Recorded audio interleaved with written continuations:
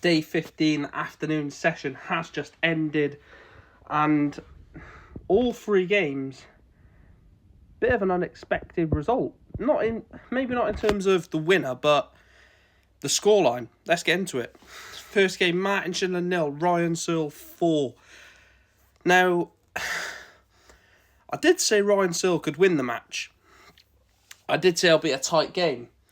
Ryan Searle has battered him 4-0, and it was a battering. Martin Schindler looked completely out of sorts. Looked a man that just couldn't get any sort of performance together. And Ryan Searle just picked at Martin Schindler all game.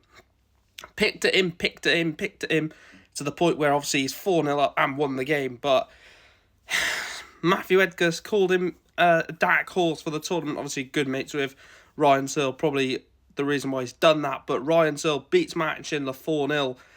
A convincing win for Heavy Metal is into the last 16. Damon Heta 0, Rob Cross 4. Feel for Damon. Battered 4-0 by Rob Cross, who wasn't at his best at all. Damon Heta is struggling big time. You know, he's potentially going to slip down the rankings. His Premier League spot is now guaranteed gone. Rob Cross, by the way, winning that game has really potentially helped his Premier League spot. If he wins a couple more games, I think he'll be into the top 4. And he will be guaranteed a Premier League spot. I don't think he gets one unless he's in the top 4, in my opinion. I don't think Rob Cross meets the criteria for me unless he's top 4, and then they've got no choice but to put him in. But Damon Heta, I mean, 2025 wasn't really a good year for him. 2026 has to be a good year for him before he starts, really sliding down the rankings. He has got quite a bit to defend next year as well, but Rob Cross with a really impressive win, 4-0. And then the last game, Gary Anderson 4, Jermaine Watamina 3. You can see by that image there, both players, that took it out of both players. That massively took it out of both players. Gary Anderson will potentially take on Michael Van Gerwen in the last 16, which obviously would be a blockbuster last 16 tie. But Gary Anderson and Jermaine Watamina were involved in an absolute classic. That was probably one of the best games of the tournament so far. All the way through the game, nip and tuck, before Gary Anderson wins it in the tiebreak. And a really convincing win as well from Gary Anderson. He played well and put in a good performance. So Ryan Searle, 4-0 win over Martin Schindler. Rob Cross, 4-0 win over Damon Heta. And Gary Anderson beats Jermaine Watamina in a tiebreak, 4-3. Let me know your thoughts down below. As always, I'll speak to you in the next video. But the evening session will follow this video. I'm recording this after the afternoon.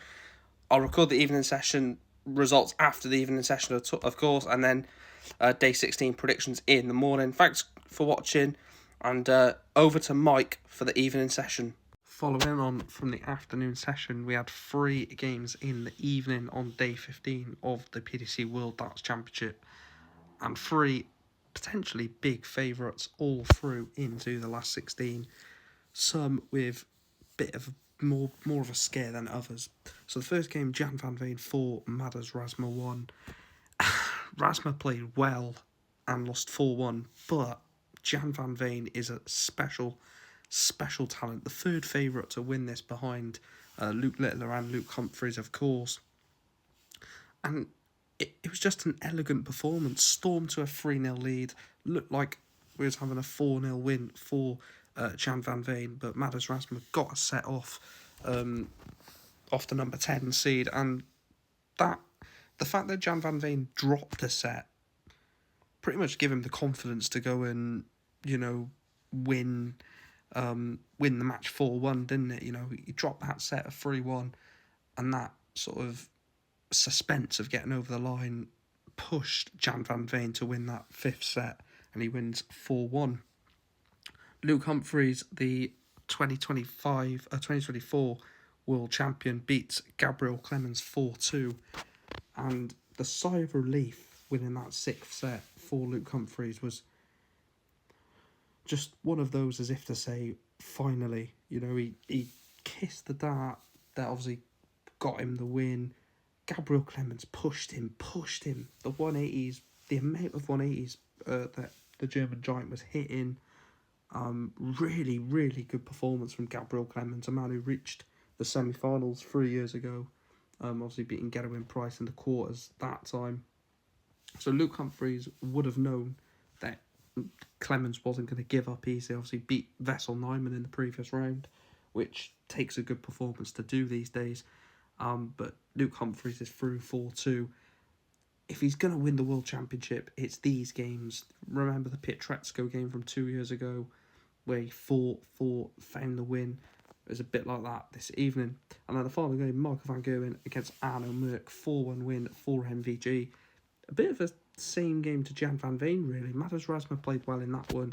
Arno Merck played well in that one. Michael van Gerwen stormed to a three-set lead. Yeah, 3-set lead. Merck got one back.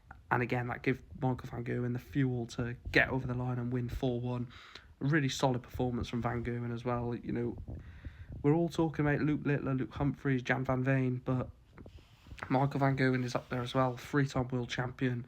He's into the last 16, so anything can happen for him. You know, could he go and win the World Championships? Obviously lost in the final last year to Littler. Can he go one better and win it? But Van Gerwen is through. So Jan van Veen and Michael van Gerwen 4-1 winners over Razma and Arno Merck. Luke Humphries 4-2 win over Gabriel Clemens. Let me know your thoughts down below. Day 16 predictions in the morning. And we are getting so close to the final now. Our first lot of players in the last 16. This tournament's getting better and better by the day, innit? Better and better by the day. Gary Anderson missed a double 12 for the 9 data earlier as well in the afternoon session against Jermaine Watamina. But day 15 done and dusted. See you tomorrow for day 16. Thanks for watching. Like, follow, all that jazz. See you in the next one.